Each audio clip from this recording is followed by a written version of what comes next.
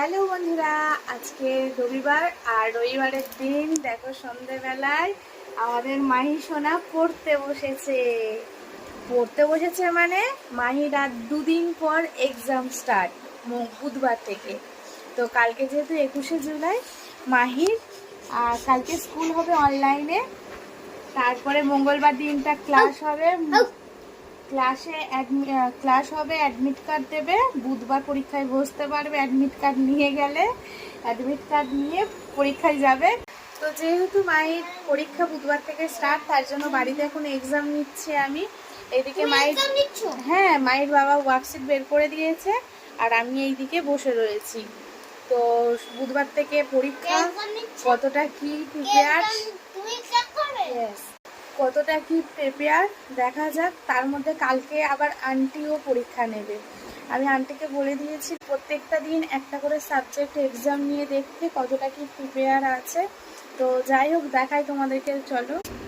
তো এই হলো মায়ের ওয়ার্কশিট, দেখো যেভাবে স্কুলে পরীক্ষা নেয় সেভাবেই এখন আমরা বাড়িতে পরীক্ষা নিচ্ছি। তো এটা হচ্ছে স্টেবয়েলের পরীক্ষা না বাবা? হ্যাঁ, জেনারেল অ্যাওয়ারনেস। মাই এখন স্টেবয়েলের পরীক্ষা নিচ্ছি, আর মায়ের আন্টিও কালকে স্টেবয়েলের পরীক্ষা নেবে। তো দেখা যাক মাই কতটা প্রিপেয়ার।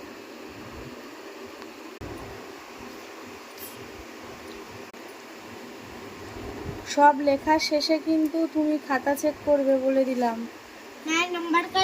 হ্যাঁ, নাহলে নাম্বারই কাটবে। বাবাকে আমি বলে দেবো, কারণ ওর এত ব্যাড হ্যাবিট না। ওকে বারবার বলেছি লিখবি, আর লেখাটা ও যা স্পিডে লেখে, ধরে ধরে লিখলে মানুষের ভুল হয় না, ও স্পিডে লিখে বেরিয়ে যায়। তার মধ্যে ভুল হয়েছে কি না সেটাও একবারও চেক করে না। বলে বলে আমি ফেড আপ, যে লেখার শেষে অন্তত খাতাটা চেক করে দেখবি যে ঠিকঠাক লিখেছিস কিনা, কোনো জায়গায় ভুল আছে কিনা। এর জন্য মানে ওর নাম্বার কাটাটা প্রয়োজন। তো সেই জন্য ওর বাবাকে আমি বলে দেবো যে ও যদি খাতা না চেক করে পরীক্ষা শেষে তাহলে নাম্বার কাটবে, আর স্কুলেও তো কাটবেই। আর আন্টিকেও আমি ফোনে বলে দেবো। আর সবসময় আমি বলেছি তুমি মুখে বলবে আর লিখবে। ও মুখে বলবে না, ও কন্টিনিউ লিখে মানে স্পিডে লিখে বেরিয়ে যাবে, মুখে বলবে না, কিচ্ছু করবে না। হ্যাঁ, হ্যাঁ,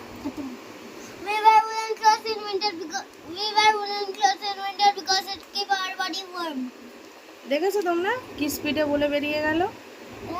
এই স্পিডে বলে বেরিয়ে যাওয়ার জন্যই ওর নাম্বারটা কাটা হবে।